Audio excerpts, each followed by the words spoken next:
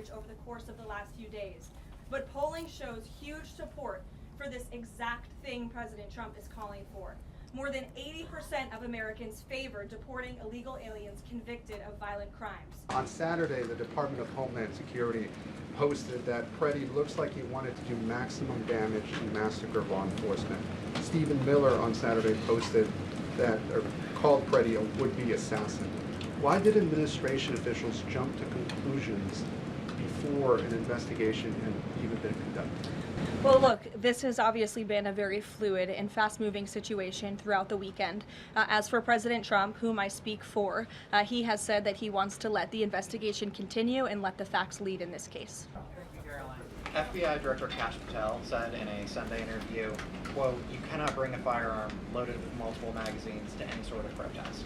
Does the president believe the Second Amendment rights remain in effect even when protesting? The president supports the Second Amendment rights of law-abiding American citizens. Absolutely. There has been no greater supporter or defender of the right to bear arms than President Donald J. Trump. So while Americans have a constitutional right to bear arms, Americans do not have a constitutional right to impede lawful immigration enforcement operations.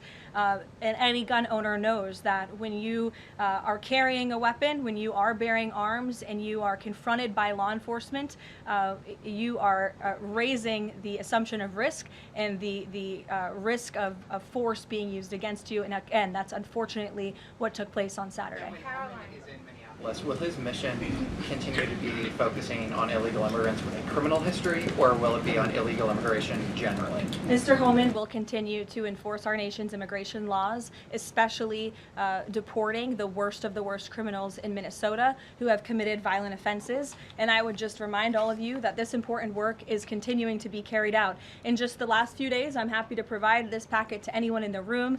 ICE has arrested multiple violent criminals, illegal aliens within Minnesota.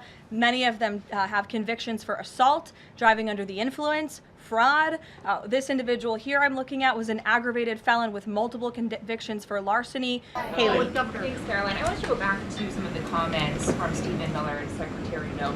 You've made clear the president wants to see the investigation play out when answering some of the questions on the specific details. Is he concerned that some of those definitive statements made by other officials risks public perception of the credibility of those investigations now? Again, the president believes that these investigations are credible, they are continuing, they are active, and he wants to let them play out. Alex. Caroline, thank you. Is the administration willing to separate DHS funding from other funding bills in order to avoid a broader shutdown? Look, at this point, the White House supports the bipartisan work that was done to advance the bipartisan appropriations package, and we want to see that passed. Policy discussions on immigration in Minnesota are happening. Look, the president is leading those discussions as evidenced by his correspondence with Governor Walz this morning, but that should not be at the expense of government funding for the American people, which would include, as you know, Alex, FEMA funding, and we are in the midst of the storm that took place over the weekend, and many Americans are still being impacted by that. So we absolutely do not want to see that funding lapse, and we want the Senate to move forward with passing the bipartisan appropriations package that was negotiated on a bipartisan basis. If you like this video, then like, share and subscribe to Mirror Now.